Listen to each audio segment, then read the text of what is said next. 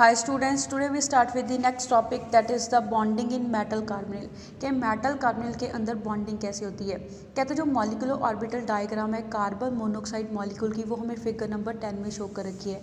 जैसे हमें यहाँ पे शो कर रखा है कि एक साइड के ऊपर हमने जो कार्बन के एटॉमिक ऑर्बिटल है उसको रिप्रेजेंट करा है एंड दूसरी साइड के ऊपर जो ऑक्सीजन के एटॉमिक ऑर्बिटल है उसको रिप्रेजेंट करा है। कहते हैं जब दोनों के एटॉमिक ऑर्बिटल आपस में कंबाइन होंगे उस दौरान मॉलिक्यूलर ऑर्बिटल की फॉर्मेशन होती है, जिसको यहाँ पे सेंटर में रिप्रेजेंट करा हुआ है।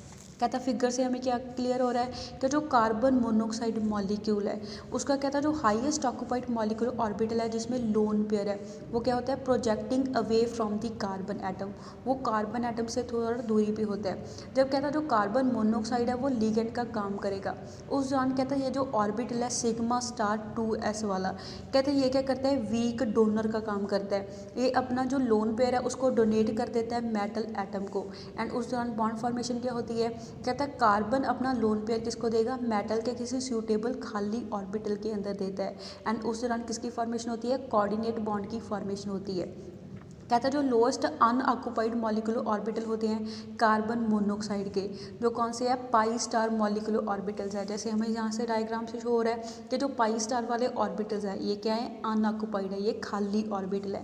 कहते हैं ये क्या करेंगे, ये खाली ऑर्बिटल कहता है मेटल के फुली फिल्ड वाले डी ऑर्बिटल के साथ क्या करते हैं ओवरलैपिंग को शो करेंगे। कहता है जिनकी क्या होती है पाई सिमेट्री होती है। एज रिजल्ट कहता है यहाँ पे बॉन्ड फॉर्मेशन होगी between the field D orbital of metal atom and the carbon monoxide के जो खाली ऑर्बिटल हैं उनके बीच में, एंड वहाँ से जो बॉन्ड बनेगा उसको हम क्या बोलते हैं बैक बॉन्ड बोलते हैं।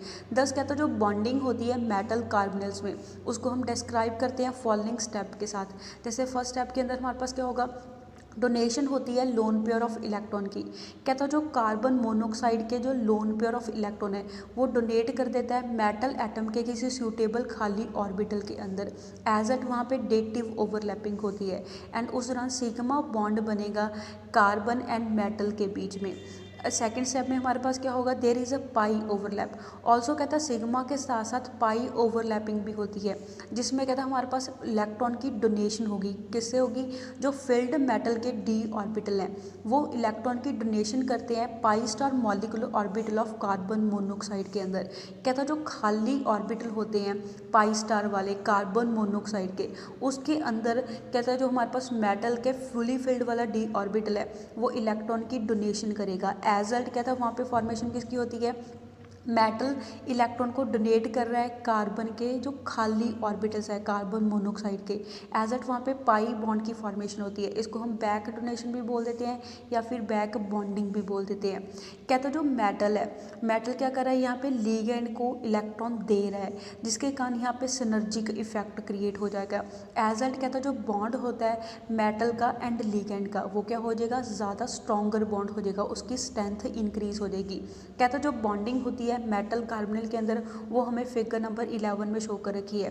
कहता है इन फिगर से हमें पता चल रहा है कि जो शेडेड ऑर्बिटल है वो क्या रिप्रेजेंट करते हैं, फिल्ड ऑर्बिटल को रिप्रेजेंट करते हैं। जैसे फर्स्ट स्टेप में हमें क्या चीज़ हो रही है कि जो मेटल का खाली ऑर्बिटल है उसमें कहता है जो हमारे पास लिगेंड है कार्बन मोनोक्साइड उसका जो लोन पेयर है, लोन पेयर यहाँ पे शेडेड पोर्शन में शो कर रखा है। कहते हैं ये लोन पेयर वाले ऑर्बिटल की क्या करेगा, मेटल के खाली ऑर्बिटल के साथ शेयरिंग कर लेगा। कहता है यहाँ पे ओवरलैपिंग होगी जब दोनों ऑर्बिटल की, उस दौरान कहता है हमारे पास यहाँ पे सिग्मा ओवरलैपिंग होगी। एज रिजल्ट कहता कार्बन मोनोक्साइड एंड मेटल के बीच में डेटिव बॉन्ड बनता है। सेकंड स्टेप के अंदर हमारे पास क्या होता है, जो फील्ड डी ऑर्बिटल होते हैं हमारे पास मेटल के वो क्या करेंगे कार्बन मोनोक्साइड के खाली ऑर्बिटल के साथ साइड वाइज ओवरलैपिंग करते हैं, पाई ओवरलैपिंग करते हैं। वहाँ पे हमारे पास क्या होती है पाई बॉन्ड की फॉर्मेशन होती है। एज एट यहाँ पे कहता क्या होता है सिग्मा के साथ साथ पाई बॉन्ड भी फॉर्म होता है, जिसके कारण कहता है जो बॉन्ड की स्ट्रेंथ है वो क्या हो जाती है इंक्रीज हो जाती है। Next topic is importance of coordination compound, कि कोऑर्डिनेशन कंपाउंड की इम्पॉर्टेंस क्या है।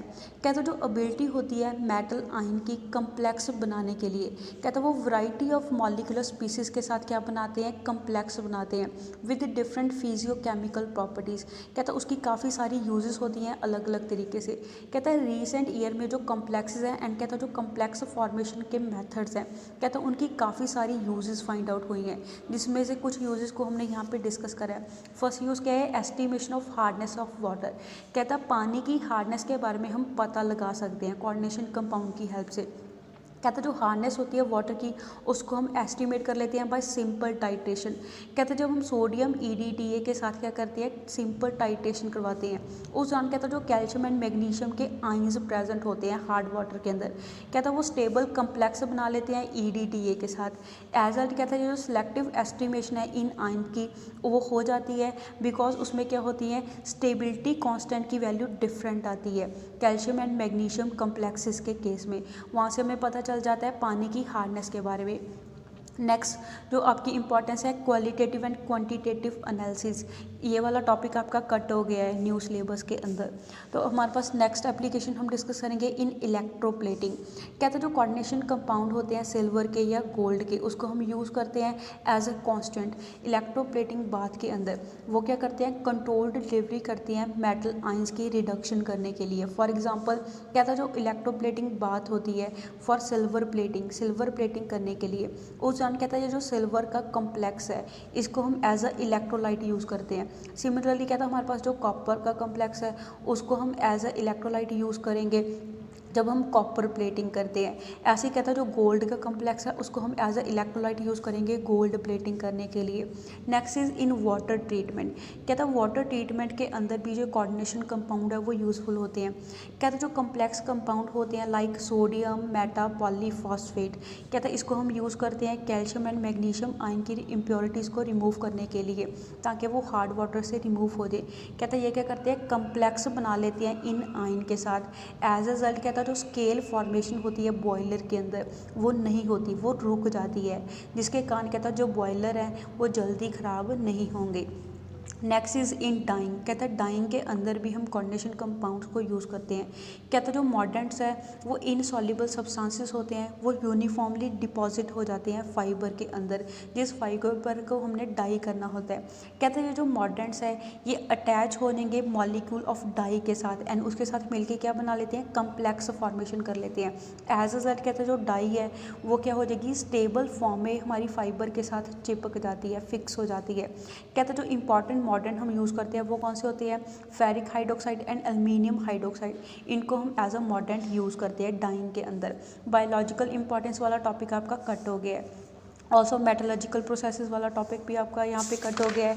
नेक्स्ट हम पढ़ेंगे इन कैटालिसिस। कहता है सर्टेन कोऑर्डिनेशन कंपाउंड है जो कैटालिस्ट का काम करते हैं अलग अलग रिएक्शन में। फॉर एग्जांपल कहता है जो पेंटा कार्बोनिल कोबाल्ट 2 है कॉम्प्लेक्स, कहता है ये एज अ कैटलिस्ट का काम करता है जब हम अल्कीन की हाइड्रोजिनेशन रिएक्शन करवाते हैं। ऑल्सो कहता है हाइड्रोजिनेशन के दौरान जो कोबाल्ट 2 है कहता है ये ऑक्सीडाइज हो जाता है कोबाल्ट +3 ऑक्सीडेशन स्टेट के अंदर। कहता है जो कोऑर्डिनेशन कंपाउंड है ऑल्सो उसको हम यूज़ करते हैं एज अ होमोजीनियस कैटलिस्ट, जिसमें यूज़ करेंगे अलग अलग तरह की रिएक्शन करवाने के लिए सॉल्यूशन स्टेट के अंदर।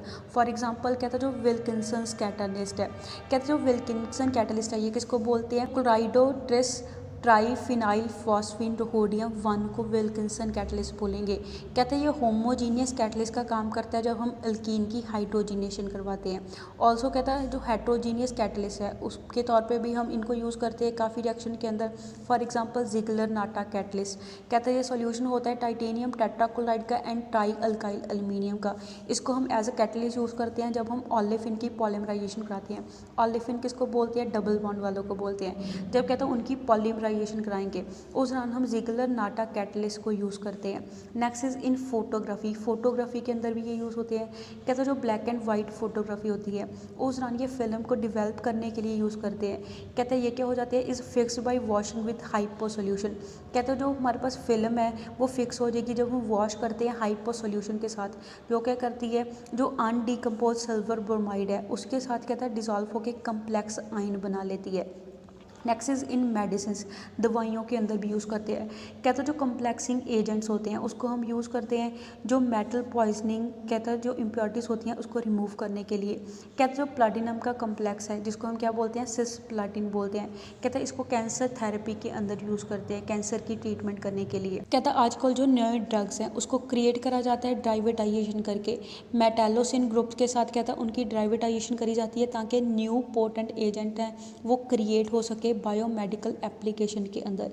कहता है जो ग्रोइंग इंटरेस्ट है वो किस में है, यूज़ ऑफ कीलेटिंग थेरेपी, कि कैसे कीलेट थेरेपी को यूज़ करा जाए मेडिसिनल केमिस्ट्री के अंदर। कहता है जो कॉमन एग्जांपल है वो क्या है, उन प्रॉब्लम की ट्रीटमेंट के लिए हम यूज़ करते हैं जो किसके कारण होती है, ज़्यादा मात्रा में मेटल के प्रेजेंट होने के कारण होती है। अगर कहता है जो मेटल है वो टॉक्सिक प्रपोर्शन में प्रेजेंट हो एनिमल या प्लांट सिस्टम के अंदर, उसको रिमूव करने के लिए भी हम इसको यूज़ करते हैं। फॉर एग्जांपल कहता है जो ज़्यादा मात्रा में कॉपर या आयरन मेटल प्रेजेंट होते हैं उसको हम रिमूव करते हैं बाय कीलेटिंग लिगेंड। कौन से कीलेटिंग लिगेंड यूज़ करते हैं, डी पेनिसिल्लामाइन या फिर डेस फेरोऑक्साइड बी को यूज़ करते हैं।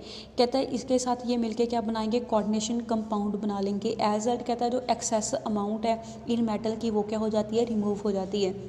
ऐसे कहते हैं जो EDT है इसको हम यूज़ करते हैं लेड पॉइजनिंग की ट्रीटमेंट करने के लिए। सो ये chapter is completed now, that's all for today. Stay home, stay safe, thank you.